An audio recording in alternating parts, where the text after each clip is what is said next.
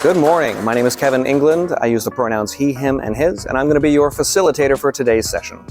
A little bit about my background. I spent many years working in the corporate human resources space in a variety of different HR-ish kind of roles. I managed the new hire employee experience. I worked in employee satisfaction and engagement, talent management, succession planning, and of course, diversity, equity, and inclusion.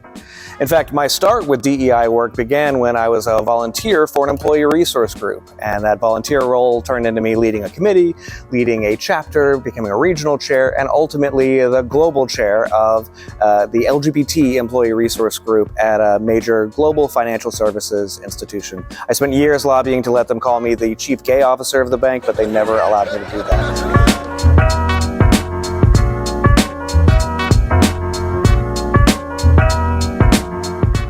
So when we discuss unconscious bias, it's probably a topic you've heard of before, but let's deep dive a little bit into what that actually means and how that affects you and the work that you do every day.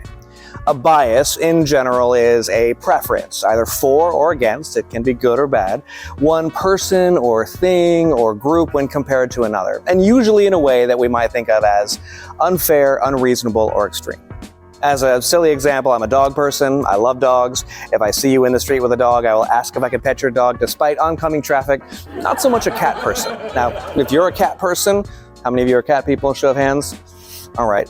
If you're a cat person, it's not my thing, but you do you, right?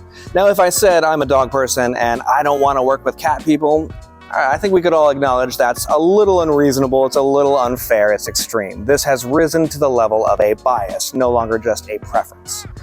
In a workplace setting, when we have people demonstrating conscious biases against people based on their race or their religion or their sexual orientation or their disability, it's certainly not good, but when they are overtly showing that, we know how to handle it. There's policies, procedures we can follow, HR probably gets involved.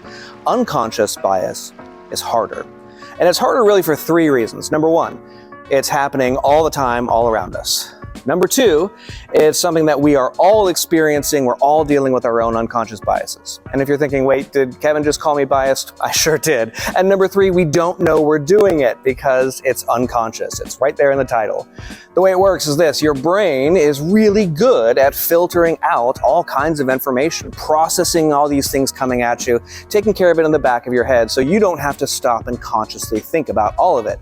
This is why when we're outside and the sky turns dark and water falls from the sky and our skin feels wet, we don't stop and marvel at this incredible thing that's happening. Our brain just knows, it's raining, and we go on about our day. Now, in the workplace, this shows up differently because at work, we experience unconscious biases all the time when we don't know someone well enough to understand all the facts about them. And our brain is trying to be efficient and go through some mental shortcuts in order to help us come to a conclusion quickly so we can get back to work.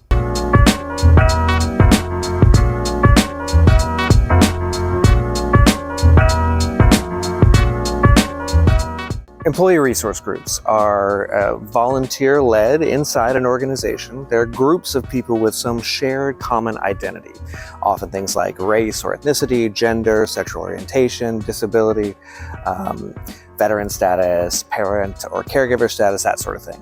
People who share a common identity or are specifically looking to support their teammates with that identity.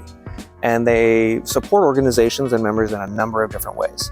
They can help with recruiting, bringing in more people to work for the organization. They can help with talent development inside the organization. They can help with community nonprofits, partnering in the communities where we live and work and do business with other organizations that share the values of the places where we work.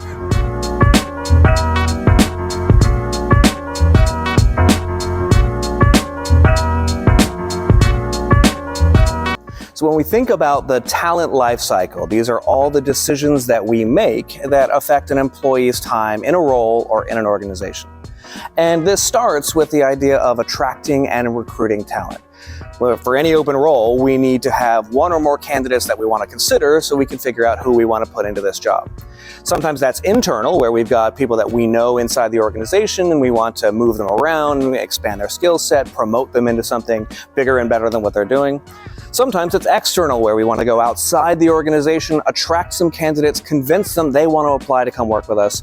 For most jobs, it's probably a combination of the two.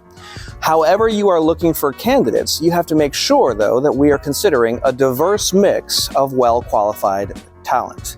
And I want to emphasize that phrasing, a diverse mix of well-qualified talent. I will never tell you that you should hire someone because they are X and you don't have enough people who are X working at your organization.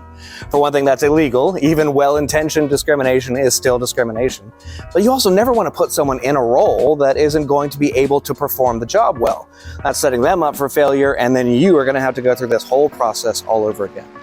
You want a diverse mix of well-qualified candidates, and then you want to consider who is the best qualified among them through some sort of objective evidence. You have reason to believe they will be able to perform the job better than the other candidates.